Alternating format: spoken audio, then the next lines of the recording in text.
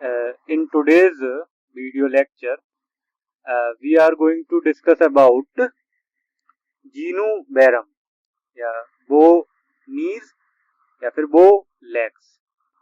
ठीक है. Basically this is only for medical student और मे बी इन नर्सिंग और other, not for everyone. Okay. So इस diagram से समझ में आ रहा होगा ये नी जॉइंट है. ठीक है. ये एंकल जॉइंट और ये हिप जॉइंट है.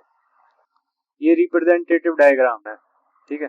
तो नी जॉइंट में क्या हो रहा है कि अबे फ्रॉम मिड लाइन, अगर हम ऐसे एक मिड लाइन ज्वाइन करें, मिड लाइन करें बॉडी में, तो ये अबे नी जॉइंट क्या हो रहा है, अबे हो रहा है.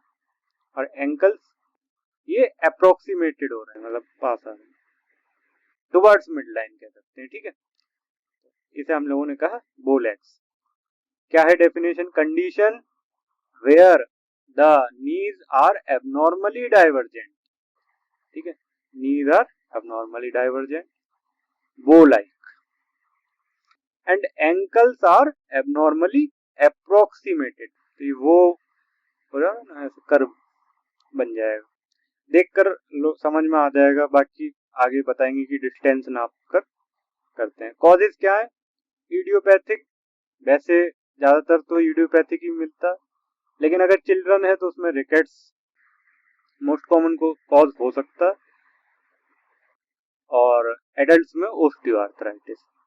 बाकी रिमेटाइड आर्थराइटिस भी हो सकता है. एक होता है कॉज इसका ब्लॉन्ट्स डिसीज. ये स्पेशल टाइप का. इसमें क्या होता है कि posteromedial part of tibial epiphysis fails to grow during first 3 years of life. ठीक है. तो जो टिबियल एपिफाइसिस का जो पोस्टेरोमीडियल पार्ट है वो डेवलप नहीं हो पाता, ग्रो नहीं हो पाता. बाकी ट्रॉमेटिक कॉजेज हो सकते हैं, जैसे fracture medial condyles of tibia और फीमर के. अगर मीडियल कॉन्डाइल में फ्रैक्चर होता है तो. बाकी हम देखते हैं क्लिनिकल फीचर्स की तरफ.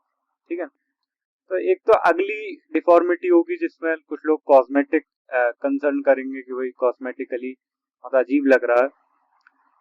ठीक है.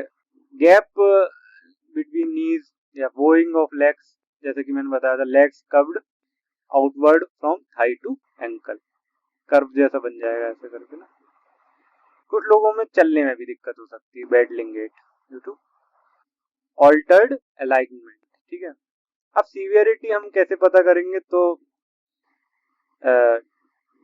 एस्टिमेट करते हैं भाई measuring the distance between two knees. दोनों नी जॉइंट के बीच में एंकल्स को बिल्कुल पास हेल्ड एक साथ करके और दोनों नीज के बीच में डिस्टेंस को मेजर करना. बेसिकली हम लोग इसे क्या कहेंगे? इंटरकॉन्डाइलर डिस्टेंस. ठीक है ना. दो कॉन्डाइल्स होंगे, उनके बीच का डिस्टेंस.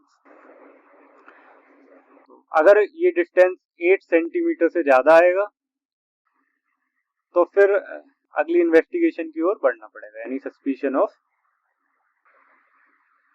वो नीज या वो लेग्स या जीनू बैरम.